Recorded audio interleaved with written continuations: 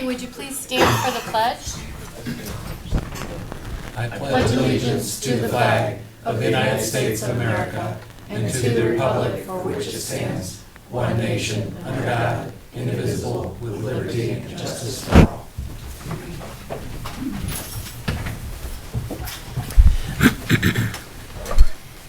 Heavenly Father, we beseech your divine guidance in this meeting. Keep us ever mindful of our obligation. Grant us, dear Lord, wisdom, tolerance, and courage that we may well serve our county and fulfill our trust. Amen. Amen. Morning, everyone.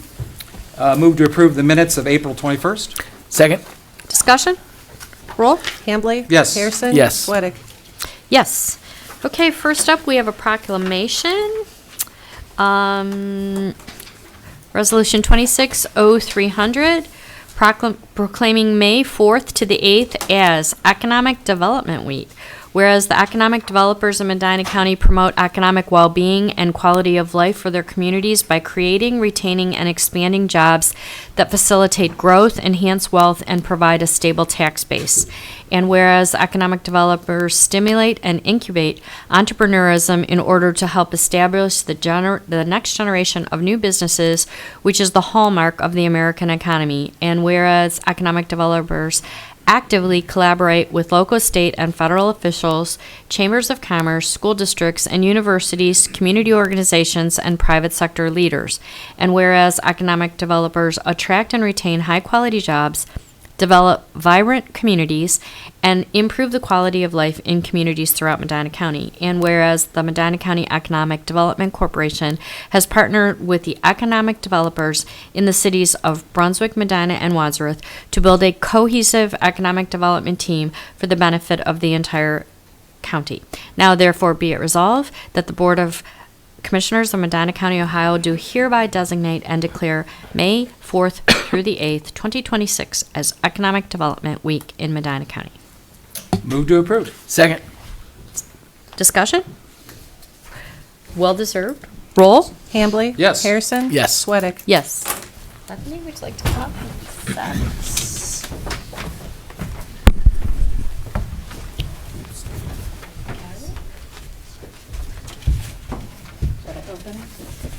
Whatever you would like. Back up so I get that out of the shot. Would you like to say a few words? So this is part of a, I guess, a nationwide effort through the International Economic Development Organization, which is celebrating their 100th anniversary. And while we're not quite that old, I thought it was worthy of taking the opportunity to look at what we're doing in economic development in Medina County. So certainly want to thank each one of the commissioners for your for this recognition and for your continued partnership. As you all well know, economic development is a team sport, and it takes all of us working together every day to strengthen our economy by helping businesses and creating new jobs. So obviously, we're very grateful for your collaboration that continues to position Medina County very well for a bright future. So thank you. Very good. Thank you very much. Okay, next up, do we have any public comment regarding our pending resolutions for today? Seeing none, we will move on to resolutions. First up, we have Andy Conrad, our county engineer. Good morning. I have 4 resolutions for your consideration this morning. The first being accepting and awarding the 2026 pavement planning and repair contract. Second being the necessity to close several roads for culvert replacements. Third would be creating a 4-way stop intersection at Grafton Road and Station Road in Liverpool Township. We did receive a grant from ODOT. They did part of the study, and then also for the materials for the LED stop signs and that sort of thing. And then also approving the Canyon Reserve at Lake Medina Reserve subdivision replat. Move to approve the 4 resolutions. Second? Discussion? Andy, Roll. Oh. quick question, I'm sorry. Sure. Seeing more 4-way stops, is that trending back, or is that just anecdotal that it seems like they're coming back into fashion, or In vogue? yeah, they were. I mean, I know it seems like ODOT prefers roundabouts generally. Well, it all depends on the intersection itself, what the correct countermeasure is. A lot of it can be looked at based on traffic volumes. Yep. It depends on how unequal the traffic is, whether, what the treatment's going to be. Right. So this one, this intersection's been one that we've kind of been looking at. There's some vertical curve alignment issues that precludes people from seeing eastbound traffic, and we've had a number of crashes there, and it's just one that's been a little bit of a hot spot, so it did warrant making it a four-way. Yeah. Well, and then there's at Ryan at 162, and then over, was it Columbia Road, where there's a new one that in Chatham. Is that, Oh, yeah, that one's yeah. newer too, I think. Both of those It- spots from the trips I've made through there, I think it makes a big difference. It does function Yep. for safety. Yep. So. But so I did want to include also the my annual report for you, if you guys want to take a look at it. It shows the expenses and revenues. Just call your attention on the second page would be that we do have 282 bridges on our inventory. Last year in 2025, we did replace 6 and rehabbed 5, and then also did maintenance on 16 others. So we're being very aggressive in our bridge program. They're very expensive to replace, so we're doing everything we can to extend the life on them. We do have over 323 miles of road. We did resurface, whether it's hot mix asphalt or chip seal or motor paving chip seal, over 50 miles last year. So we had a pretty aggressive program last year in both the roads and bridge. And then also on the last page, you'll see some of the grants that we were able to utilize in 2025 to the tune of $2.3 million. These were through the County Engineers Association, Ohio Public Works, that we just voted to re-up. That is a lifeblood for both our office, the townships, and the city. So that's a great program. Out of that 2.3 million, we were able to do projects for just over 2.7 million dollars additional projects utilizing those grants. Andy, on the revenues, I know you don't have NOACA funding like separated out. Would that be more though baked into the grants or the motor vehicle fuel tax? Or is It would be if we had received any in 2025. That's the other reason I asked. It would be a under the grants, but this year we will be utilizing some NOACA funds for resurfacing project down on Lake Road. So the motor vehicle fuel tax dollars is not like our share of the federal portion. Of the Correct. tax. It is not That- the federal dollars are not included in there. That's the state dollars. Because those federal dollars don't come directly to us. That is correct. Which I always like to make that point. Yes, it does get funneled through NOACA to the region, and then we're competing competitively with the 5-county area. Yep. So, Got it.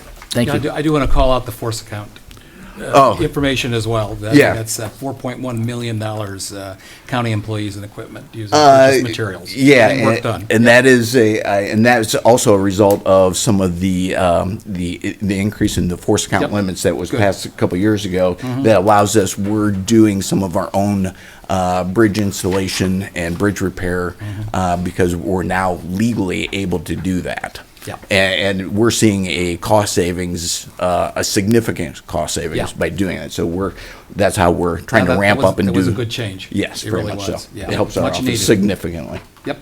So, All right. Very Thank good. you. Thanks. We still need to vote. Roll. Hambley? Yes. Harrison? Yes. Sweattick? Yes. oh, sorry about jumping the gun As there. the person who derailed the conversation, I was going to get us back to it. Okay. Thank Thanks, you. Andy. All right, next up we have Jeremy Cinco, our sanitary engineer.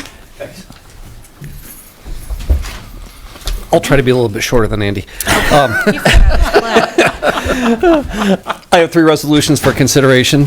The first is authorizing change order number 2 for the Hinckley Wastewater Treatment Plant Headworks Improvement Project. The second is authorizing the sanitary engineer to apply for, accept, and enter into a water pollution control loan fund agreement on behalf of the Board of County Commissioners of Medina County, Ohio, for planning of Liverpool wastewater facilities and designating a dedicated repayment source for the loan. And the third is partial releasement of an existing sanitary sewer easement. Move to approve the 3 resolutions. Second. Discussion?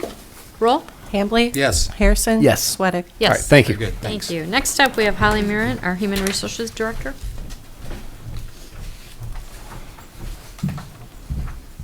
Good morning. Good morning.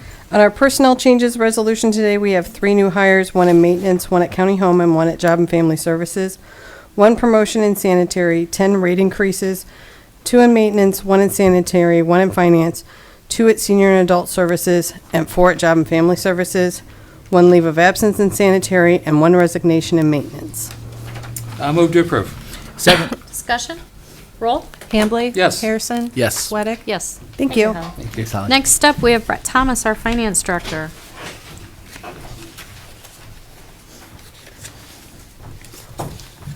Good morning. Good morning, Commissioners. I have 6 resolutions for you today. Forgive my froggy voice. The joys of this wonderful allergy season.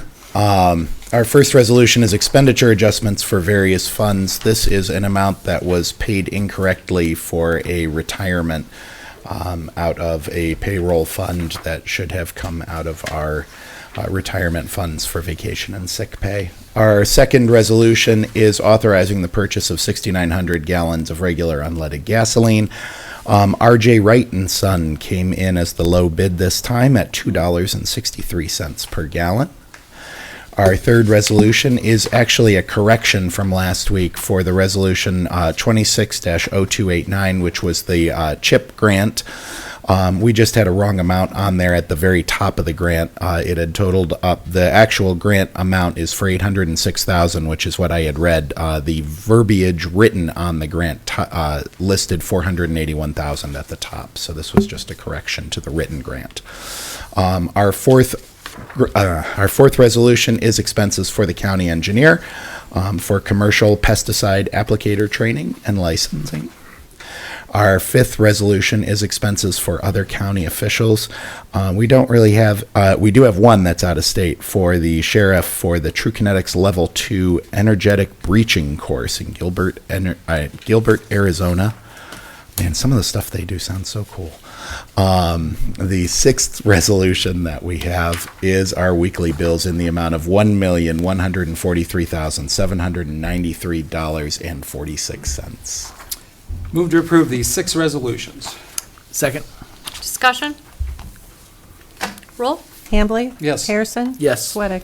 Yes. Thank you, Brett. Thank you. Next up, we have Matt Stringer, our County Administrator.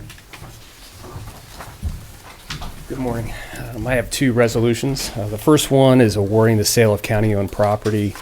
This was an RFP that we recently issued, a 26 parking space lot that was no longer needed for operations. The highest and most responsive bidder was the Rose Company, the amount of $51,000. So we're going to move forward with the closing of that property here shortly. Second resolution is appointing Dr. Amy Thatcher Benza to serve on the Medina County Opioid Settlement Funding Committee. This is to replace the future retirement, regretfully, from Debbie Kiley of JFS. So we're pleased to ask Dr. Amy Thatcher Benza to join our committee. Move to approve both resolutions. Second. Discussion? Yeah, I just wanted to comment about the sale of county-owned property. Just wish that it had approached a little bit closer to what the auditor's appraised value was. It's $77,000, but still, I think we don't have a need for it in terms of the county building, and since we sold that, so at this point, it makes sense to go ahead and take the cash and devote it to other county purposes. Yep. It's Yep. overdue for upgrades, and let it be the private sector who does that. So. Roll? Hambley? Yes. Harrison? Yes. Sweattick? Yes. Okay, thank you. Thank you, Matt. Next up, we have department reports. First, Debbie Kiley from Job and Family Services.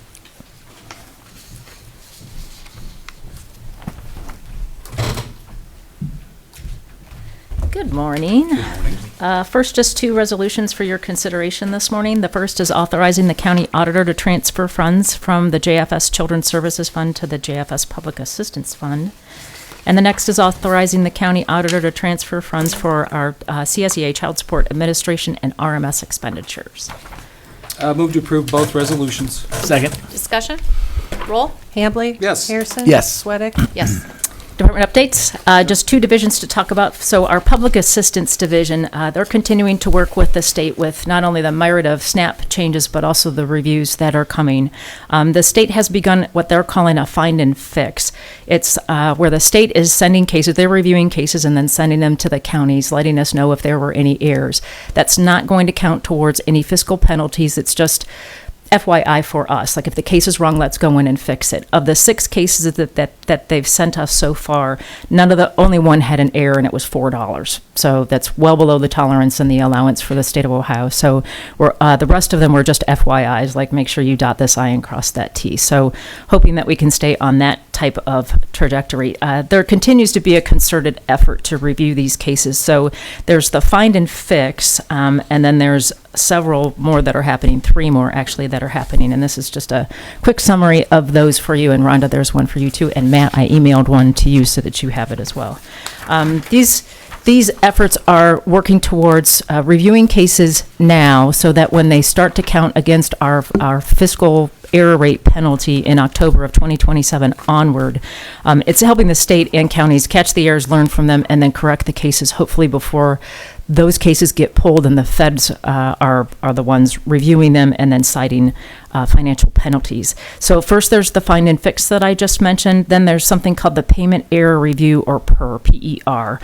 This is where the state is picking random cases and then sending them to the counties for us to review.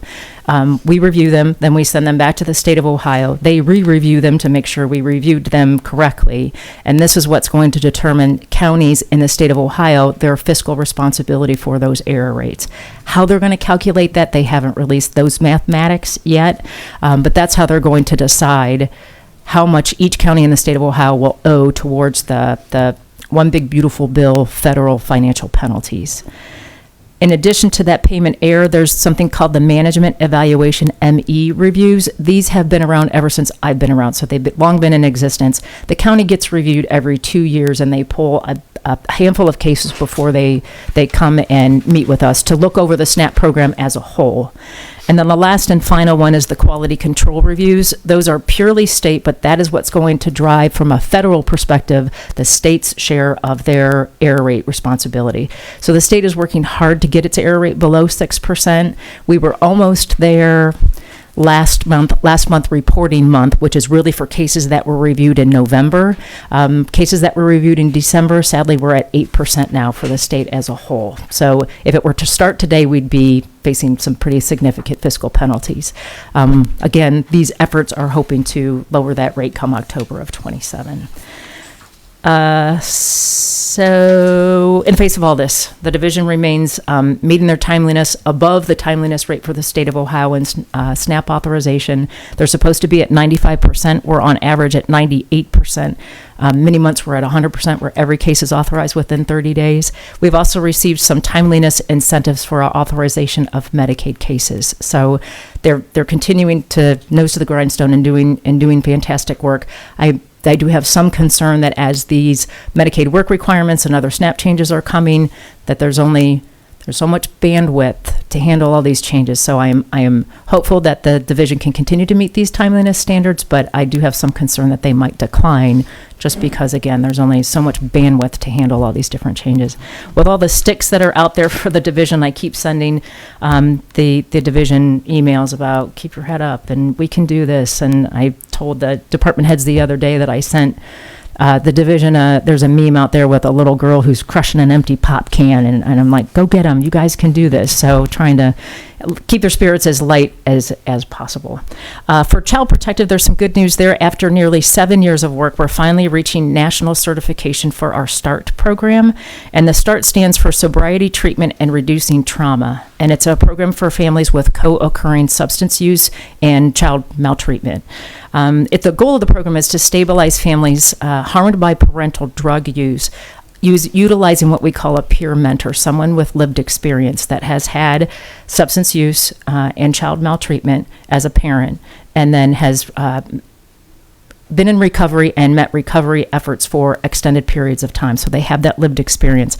And that individual guides the family along with one of our caseworkers in their practice and their participation in recovery services. So the hope is that we're keeping children with their family rather than removing them and putting them in foster care while their parents are trying to reach their recovery period.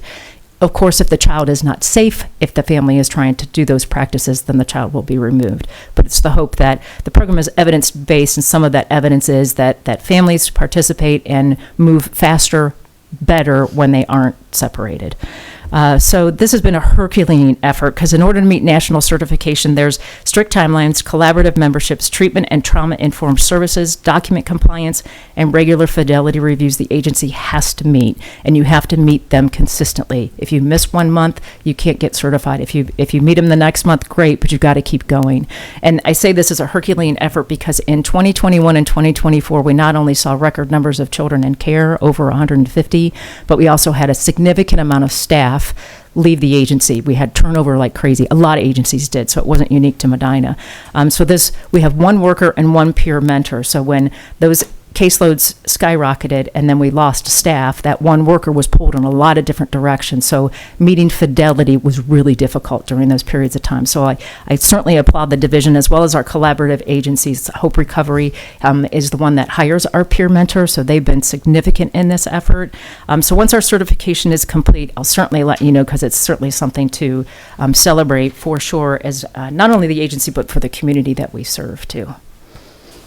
Those are my updates. Question? Thank Yeah, you. sure. Have a great day. Next up, we have Shannon Ryan, our Transit Director.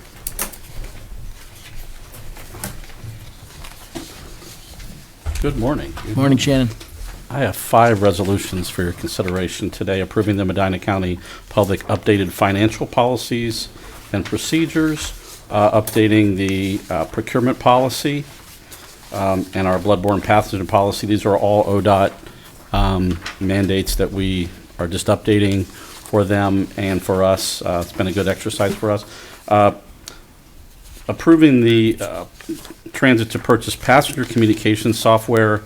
It is in regard, and I'll have some more information in my report, to improve passenger communications before and in advance of their trips. And then authorizing the cellular equipment and software for transit communications. This is something we've been working on for over a year to find a better way to communicate with dispatch, as dispatch with our drivers, and we found a cellular solution through Verizon. So those are the 5. Move to approve the 5 resolutions. Second. Discussion? Roll? Hambley? Yes. Harrison? Yes. Sweattick? Yes. So just communicating more about the resolutions. The cellular signal solution for our transit is a push-to-talk solution that we found and benchmarking other agencies. We feel it's going to be the best, most cost-effective way, move us away from the radio towers and more towards this very popular technology. So we're very happy about it. I'll try to answer any questions you have about it, but it's tried and true. It's going to be a lot better for us. And I'm really excited to communicate our software vendor has offered, and we believe it's a great add-on for us. For instance, if you have a doctor's appointment, we all get those calls the day before. This software allows us to automate that in a voice, a text, or an email to customers in advance of their trips. And they can actually, the functionality is they can actually cancel their trip at the time they get the call, which will communicate back to our software. Big win for us and help with no-shows and that sort of thing. But there's also what I really like to call imminent arrival. So the bus is 15 minutes out. The passengers are going to get a notification with a text or a voice saying your bus is 15 minutes away. This is a huge win. A lot of agencies have it. I feel really happy that we're going to be able to offer that to our customers. There's some work to be done, and with communication, we're going to be having some meetings with I believe the senior centers. I spoke with Suprema Center as I've gone and done and spoke. I'd love to be able to talk to them more about it. So hopefully it's a big win for the customers. Good. Okay. I also included in the packet, we've been working on our South Circular Service, the Amish community down there, and we have traditionally ran a fixed route. Through some workings and trying to have a public meeting, we have a letter that we're going to be distributing just on the bus. I think it'll be the best way to reach out to the 56 different residents that we go and service, trying to have a public meeting, talking about moving more towards that on that call service and a way to communicate with them. So I just wanted to put this out. We did have some feedback from a customer that lives in that area that wanted more service, and we know that's been an issue. Hopefully we can avoid the fact to get out there and the bus is full already. Or how many are riding that day? Maybe we could pull some resources back. So the public meeting has been challenging. I've gotten some communications, but I think what we're going to end up doing is just going out there and have a big meeting with them to talk about the solutions that we want to offer. There's also some safety factors in it. What do they bring on the bus? How much? We're going to talk about that. We'll weave that into the conversation. And I think it's going to be a really good thing for that area as well. Have you had any conversation with the elders of the community on that? They tend to be the best vehicle to coordinate a meeting or something like that. I don't know if anything like that's happened. I think their expectations are being met. Yeah. Maybe we can't live up to all those expectations, if I could say it Right. that way. I'd love to. Yeah. But maybe, like you said, the words fit. Is this the right service for them? Can we continue to bring large amounts of produce and things back, and we have space on the bus? We're getting busier, and I'll report that in the community, the report here. But yeah, it's definitely, it's a large area to cover, and we do it in a way that we traditionally done it, and we need to look at a different way Yeah. to continue to make sure we don't leave people behind. We're just not able to have a second bus, basically. On it, Yeah. yes. Okay. I think it's difficult to do that under our current model that we're running, but knowing in advance, maybe we can. Okay, all right. I'm going to get really creative. And I think the notification software creates space, right? So if you have 10 customers that know 2 days out for their trip and they cancel their trip, that leaves space. So we're going to try to be more efficient than I talked about getting better, and I appreciate Mr. Sweaty's comment. I remember it. Trying to get better. This is the better. Better communication with our customers, better communication with the drivers. Technology to drive that change is what we're doing right now. Okay, So good. remembered that. Thank you. So You're welcome. the report this month, ridership is up over last year. We're definitely, moving towards more flex ridership. The demand ridership is down a little bit, but that's a good thing because we're capturing more people on the flex. Costs continue to stay pretty level, not too much more than I expected. Our cost per passenger is just really going well because of the staff. We're able to schedule more efficiently, and down to $34.14 cost per passenger is exemplary in this day and age when it can reach up to $70 or $80 in some other agencies. The easy fare, the electronic fare, is continuing to catch on, which we really like that because that's less fare box money to count and things, and it's more cashless system. The cost per mile, $5.47. That's good because it can creep up. It can creep up, and we really work on that based on cost. The ridership for senior adult services continues to stay pretty steady. It has fluctuated. I think the weather's nice. I like to say the weather, but I think it's just seniors wanting to get out and do different things, so we like that. It's just, and we did approve our contract with our supplemental services, our out-of-county services. I met with them a couple of times when we're reviewing their service levels, what their vehicles are. We visited them to make sure that it's good quality, and they're excited about servicing us for a couple of years with a third-year option. So. Good. There we go. Great. Thank you, Shannon. Thank you. Okay, next up, we have Stacy Malker from MCBDD. Good morning. Good morning. Good morning. As usual, I have some stuff for you. I'm going to hand out these 2 different packets of stuff. Pass those along.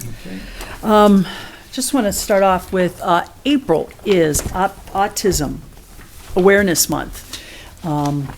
And again, the purpose of that is to recognize, welcome, and educate people about the value and the differences that we all have. What we have seen currently, 1 in 31 children are diagnosed with autism.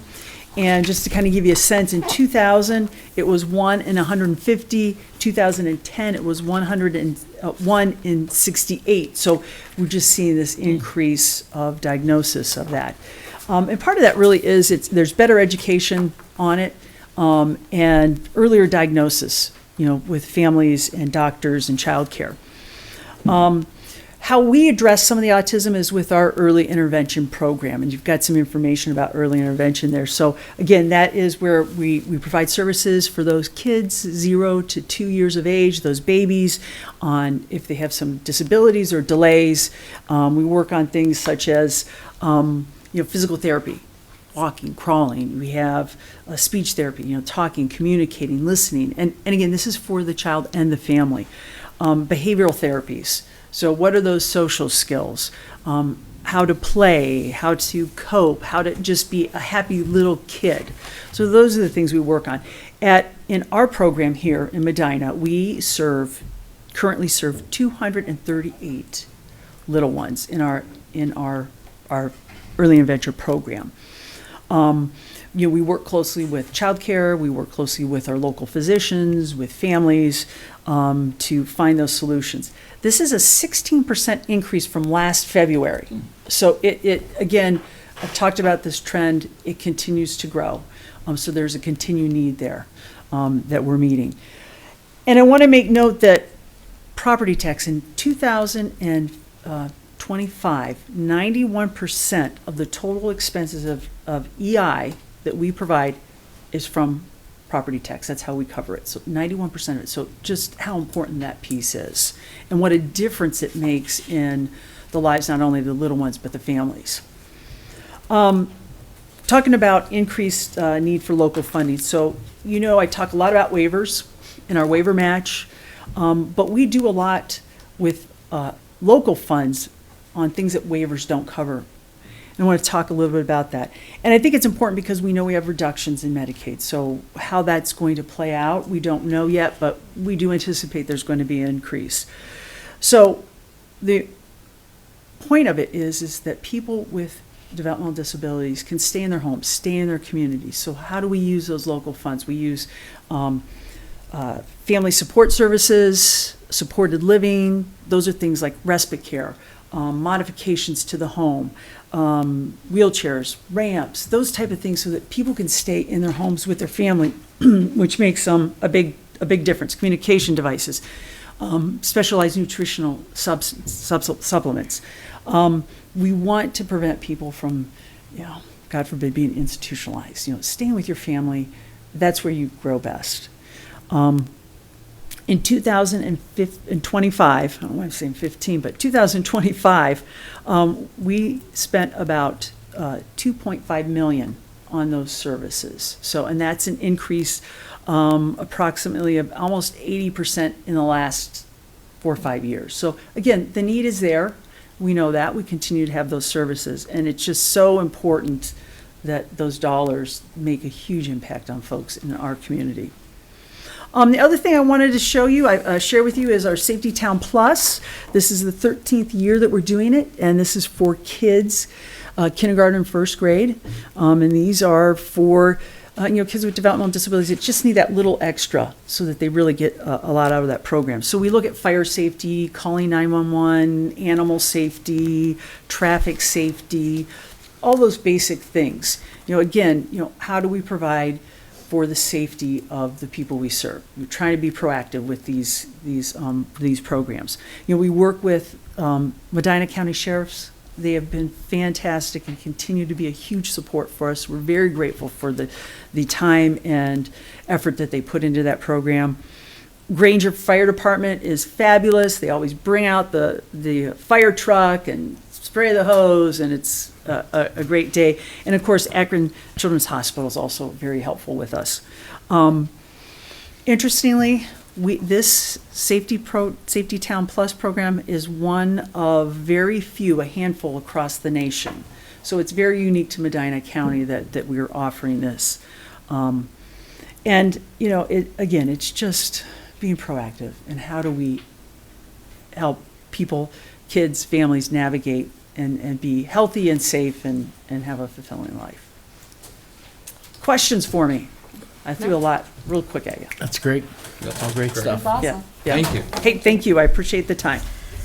Okay, next up, one of our busier directors this week. We have Heather McDermott from the Board of Elections.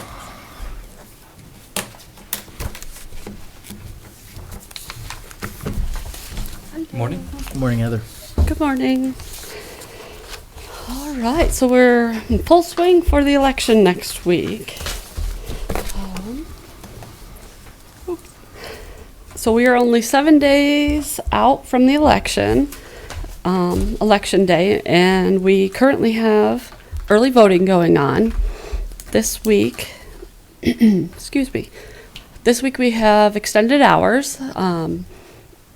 We begin 7:30 a.m. to 7:30 p.m. We have extra hours. We're open another till 8:30 tomorrow, which is, I apologize, that's today. Today is Tuesday now. Today is the last day to vote. I apologize. I'm sorry. Totally nervous, obviously. You're good. You're good. Whew, the deadline to submit absentee ballot applications is today, and it's the last day to hand carry as well. And you can do that until 8:30 p.m. today. And we also have 6 more days of early voting at the office, located at 3800 Stonegate Drive, Suite C. The current ballot, there are many candidates throughout Medina County. There is such candidates. There's a U.S. Senator, an unexpired term, Governor, Attorney General, Auditor of State, etc. There's countywide candidates. This is a primary special election. So there are 3 type of party ballots. Countywide, there's Republican, Democrat, and Libertarian. Now, there are no countywide or statewide issues on the ballot, and there are only 2 issues in the county, which is in Brunswick Hills Township, there's a police levy, in Wadsworth City School District, an income tax levy. So, a questions and issues ballot is only available in 33 precincts for Medina County this election. So if you do not want to vote in a party primary, there may not be a ballot available for your precinct. And we can help explain that if you have any questions. You can call our office. So interesting. So certain precincts, you're going to walk in and say, I'm an independent, and they'll be saying, well, there's no ballot right now. Correct. Okay, that's interesting. Yes. So if you walk into our office, we will probably let you know there's no independent in the party in the state of Ohio, and we'll let you know there's nonpartisan. Okay, that's interesting. Unless you're a candidate in the state of Ohio. But also because Ohio, you can declare your party at the time of the primary. If an independent walked in and was inclined to vote, they could participate in either primary. Yes, in the state of Ohio, you're not actually declaring. You are each primary. You are actually participating in a primary for that party. So you are requesting a ballot for the party. You're saying you belong to that party and you want to nominate these candidates to represent your party in the general. So you're saying you belong to them and you want them to represent you. And then in the general, you can vote for anyone on the ballot. And those are the candidates that were selected to represent that party. Right. You don't have to only vote a certain party. Great. So it seems, looking at the numbers, it seems a pretty low turnout so far, correct? Yes. Yeah. We are only at just under 4% turnout. We are expecting 7 to 10 turnout for early voting and absentee, and under 30% for total turnout is expected for primary. So we want you to get out and vote on election day. It does increase. Every election matters. So also this weekend, we do have early voting in the office, Saturday 8 to 4 and Sunday 1 to 5. Sunday is the last day to early vote in person at the Board of Elections. And then there's no voting on Monday. In election day, Tuesday, you must vote at your polling location. And the polls are open 6:30 a.m. to 7:30 p.m. If you requested an absentee ballot by mail, that must be returned to our office by election day, close of polls, so 7:30 p.m. And you can track your ballot on our website under the absentee lookup, and it will show you step by step where your ballot is in the process. And if you haven't received them, I'd suggest calling right away. We have additional ways this election to see where your ballot has been scanned in the post office system. I also wanted to, so we currently have 886 ballots by mail out that still need to be returned for this election. I did want to mention some deadlines for the November election. The filing deadline is August 5th for November. We have, so there are a lot of local districts that we expect to file questions and issues for. And so that filing deadline to have all the resolutions, auditor certificate in by August 5th.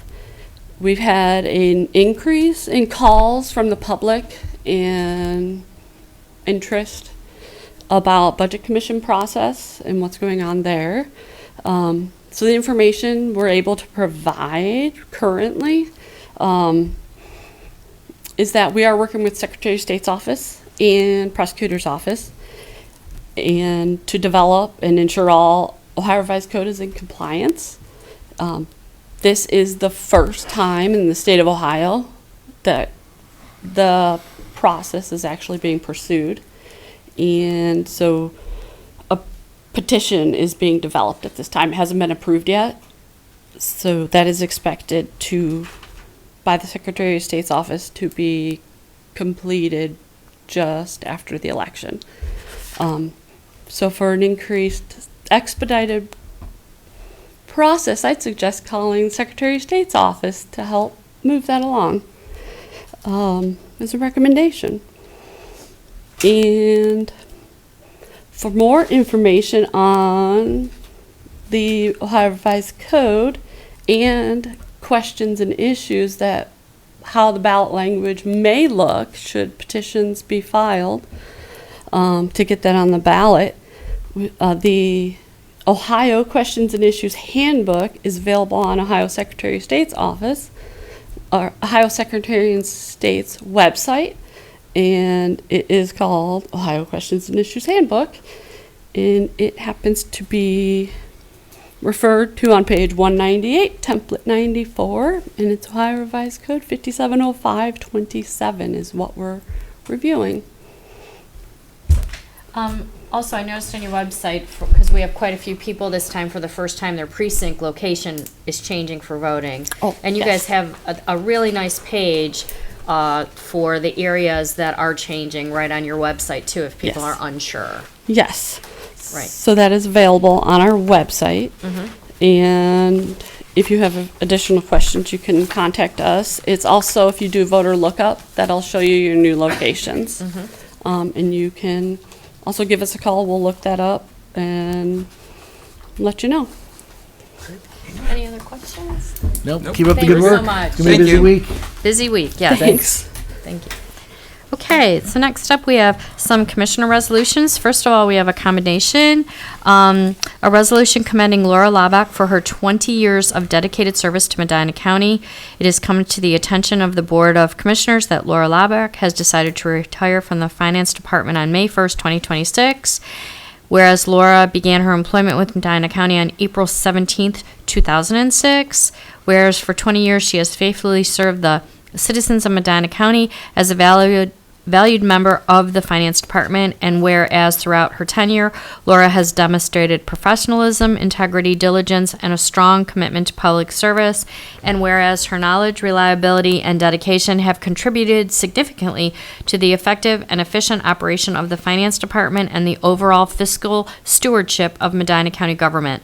Now therefore be it resolved by the Board of County Commissioners of Medina, Ohio, that Laura Labach be and is hereby commended for her 20 years of service to Medina County, and extend our sincere appreciation for her contributions to Medina County and its residents.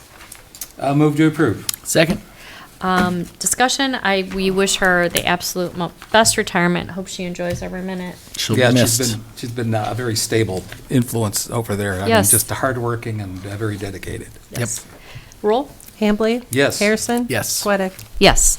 Next up, we have a resolution amending the appointments county commissioners to various committees and areas of responsibility for the 2026 year.